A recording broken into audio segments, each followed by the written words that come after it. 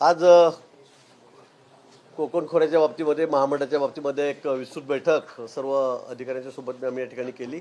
आपल्याला कल्पना आहे की कोकण रिजन जे आमचं आहे ते सर्व पाणी पुरवठा करण्याचं काम मुंबई MMR रिजनला त्या ठिकाणी करतो. त्याच्यामध्ये 7 कॉर्पोरेशन आहेत मोठ्या, एक नैना आहे, सिडको आहे आणि त्यामुळे पाण्याची गरज इथे विशेष करून ड्रिंकिंग वॉटर, पिण्याचं पाणी, इंडस्ट्रीसाठी पाणी ही खूप मोठी आहे.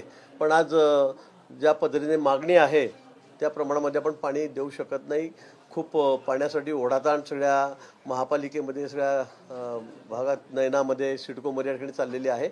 आणि म्हणून जे प्रकल्प आहेत, पाणी खूप आहे, पाऊस इकडे खूप पडतो, पण तसं समुद्रात वाहून जात आहे. पण त्यामुळे अनेक प्रकल्प या ठिकाणी प्रलंबित आहेत जे महत्त्वाचे आहेत.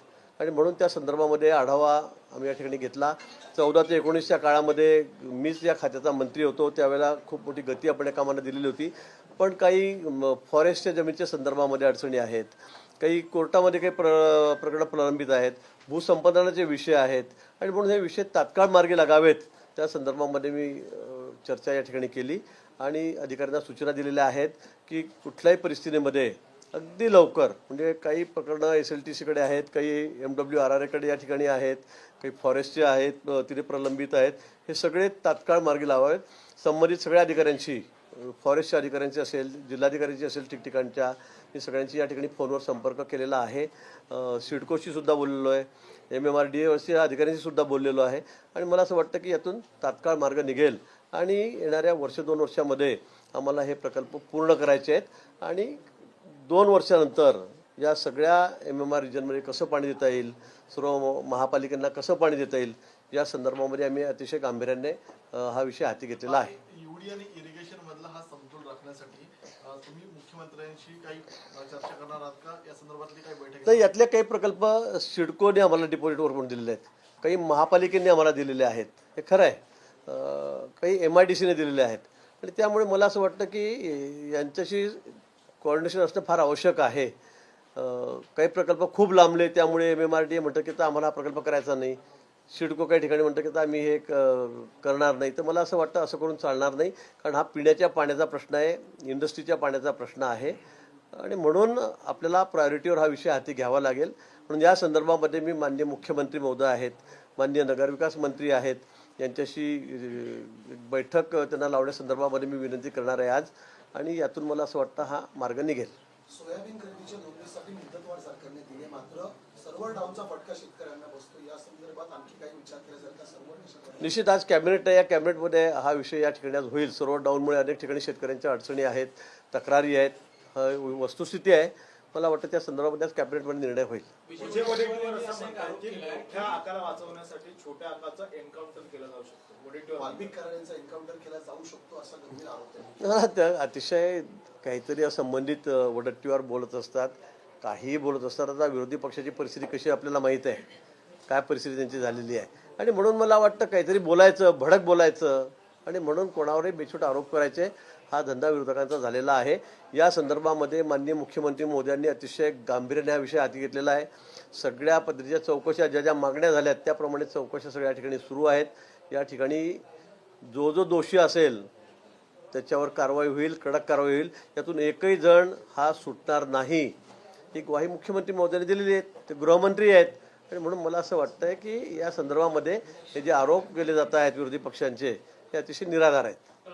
असे म्हणतात की ओबीसी नेते म्हणून भुजबळांचा वापर जो आहे तो केला गेला, त्यांना न्याय जो आहे तो दिला गेला नाही, त्यांना मार्ग जो आहे तो ते स्वीकारू शकतात, आमच्याकडे सुद्धा येऊ शकतात असे त्यांनी म्हटलं. आता ते भुजबळ ठरवतील. भुजबळ साहेब सक्षम आहेत त्या बाबतीमध्ये, मला वाटतं ते ज्येष्ठ नेते आहेत. आता वडट्टीवार, आता मला सांगा, इतक्या वाईट परिस्थितीमध्ये कोण त्यांच्याकडे जाईल? त्यांच्याकडे जे आहेत ते सगळीकडे लावून बसलेले आहेत वडट्टीवारांकडचे लोक. काँग्रेसची मंडळी, सगळ्याच पक्षातली मंडळी आमच्याकडे आता नंबर लावून बसलेली आहे की आता आमचं काय, आम्हाला कधी घेतात म्हणून. आणि आता हे म्हणतात आमच्याकडे यायला तयार आहेत. कोण असं करेल? काल अजित पवारांच्या आईने साकडं घातलंय की दोन्ही पवारांनी एकत्र यायला हवं. आता त्यांचा कौटुंबिक प्रश्न आहे, ते घालू शकतील तसं साकडं. विरोधी पक्षनेते अंबादास दानवे गंभीर आरोप करतात एसटी महामंडळावरती. त्यांचं म्हणणं आहे की एसटी महामंडळ सरकारला अंधारात ठेवून जवळपास 2,000 कोटी रुपयांचा घोटाळा करते की काय असं दिसतंय. काही कंपन्या त्यांनी भाड्याने घेतलेल्या आहेत, त्यामध्ये मोठा घोटाळा झाल्याचाही ते संशय व्यक्त करतात. नाही मला समजलं एस टी महामंडळ महामंडळाने काही बसेस भाड्याने चालवण्यासाठी आता घेत आहेत त्याच्यामध्ये जवळपास 2000 कोटींचा घोटाळा झाल्याचा आरोप विरोधी पक्षनेते अंबादास दानवे करत आहेत. नाही मला वाटतं त्यांनी असं बोलण्यापेक्षा काही पुरावा द्यावा, काही कागदपत्र दाखवावीत, तसं सांगावं त्यांनी. नुसतं उठलं आणि काहीतरी सांगायचं 2000 कोटी 5000 कोटी 4000 कोटी असे बंपक आकडे टाकायचे. त्यापेक्षा मला असं वाटतं की ते त्यांनी कागदपत्रासहित पुराव्यासहित काही समोर ठेवावं, त्याला काहीतरी आधार राहील. मुख्यमंत्री महोदय सक्षम आहेत, देवेंद्रजी त्या संदर्भामध्ये चौकशी करतील. काही मंत्र्यांनी अजून पदभार स्वीकारलेले नाहीये, त्यांना काय सल्ला काय म्हणतात, कारण वास्तुशास्त्रानुसार काही जण दालनं तयार करतात अशी चर्चा मंत्रालयात. नाही मला वाटतं काही ठिकाणी दालनं तयार करण्याचं काम चाललेलं आहे. काही त्यांचं मुहूर्तही असेल. राजन साळवी हे भाजपमध्ये येणार अशा प्रकारची चर्चा होती, मात्र त्यांच्याकडनं स्पष्ट करण्यात आलेलं आहे की अशी हे सगळ्या अफवा आहेत, अजूनपर्यंत मी भाजप. पण आम्ही कुठे म्हटलं ते आमच्याकडे येतात म्हणून. आमच्याकडे आता एवढी गर्दी आहे, आमच्याकडे आता कोणाला घ्यायचं कोणाला आम्ही, हा प्रश्न आमच्या पुढे आहे. आम्ही कुठे त्यांना म्हटलं, चर्चा कोणी करत असेल तर ते त्यांना विचारा. पण आम्ही कुठे राजन साळवींना कुठे म्हटलं नाही भाजपमध्ये या म्हणून, आणि आमच्याकडे अशी तेवढी जागा पण नाही आता.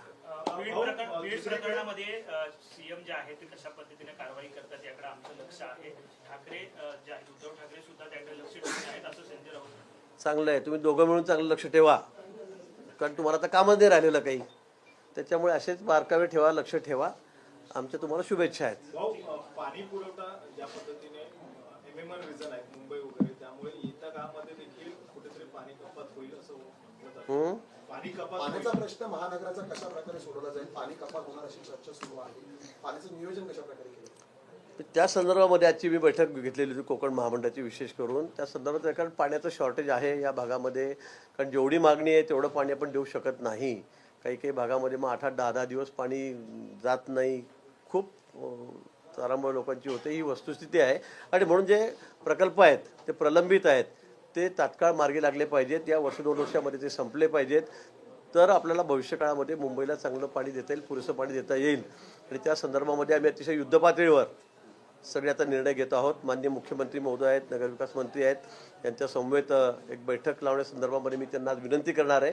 मला वाटतं हे प्रश्न आम्ही लवकर सोडू आणि पिण्याच्या पाण्याचा प्रश्न मुंबई शहरात कसा सुकर होईल यासाठी आमचा प्रयत्न राहील. बीड पोलिसांनी काही पलंग मागवलेले आहेत, त्यावर आता रोहित पवार सरकारवरती आरोप करतात की नेमके हे पलंग वाल्मिकीकरांसाठी तर मागवलेले नाही. आता काय पलंग गेल्या, खुर्च्या गेल्या, गाद्या गुड्यासाठी आल्या, तर मला काही कळत नाही. काहीतरी कोणी काही बोलतं आजकाल. हे बघा, मी आधी सांगितलं की माननीय मुख्यमंत्री महोदयांनी अतिशय बारकाईने या विषयात लक्ष घातलेलं आहे. यातून कोणीही वाचणार नाही, कठोर कडक कारवाई त्यांच्यावर होईल, हे पण त्यांनी सांगितलेलं आहे. त्यामुळे मला असं वाटतं की या सगळ्या आरोप हे सगळे निराधार आहेत, हे सगळ्या कपोलकल्पित आहेत. पलंग कुणाकडे गेला, खाट कुणाकडे गेली, गादी कुणाकडे गेली, या गोष्टीला काही अर्थ नाही. शेवटचा प्रश्न, पंतप्रधान नरेंद्र मोदींनी देवेंद्र फडणवीस यांचं अभिनंदन केलेलं आहे. ज्या प्रकारे नक्षलवाद संपवण्यामध्ये फडणवीसांनी पावलं उचललेली आहेत आणि गुंतवणुकीच्या माध्यमातून रोजगार निर्मिती केली जाते नक्षलवादग्रस्त भागामध्ये गडचिरोली. निश्चित आता आपण गडचिरोलीमध्ये जर बघितलं तर इतक्या मोठ्या प्रमाणात इंडस्ट्रीज त्या ठिकाणी येते, हजारो कोटी रुपयाची इन्व्हेस्टमेंट त्या ठिकाणी होते आणि एक वेगळी दिशा आता गडचिरोलीला मिळेल असं सगळ्यांना दिसतंय. कारण त्यातून रोजगार निर्माण होणार आहेत. जे सगळे त्या भागात नक्षलाईट चळवळीकडे जे तरुण वळत होते ते आज आता रोजगाराकडे वळणार आहेत. आणि म्हणून मला असं वाटतं की देवेंद्रजींचे प्रयत्न गेल्या अनेक दिवसापासूनचे त्या ठिकाणी आहेत. आता तर ते गृहमंत्री आहेत, मुख्यमंत्री आहेत, मागच्या 5 वर्षाच्या काळामध्ये सुद्धा ते तिथले पालकमंत्री होते. त्यामुळे मला असं वाटतं की आता काही दिवसातच आपल्याला गडचिरोली वगैरे जे नक्षलाईट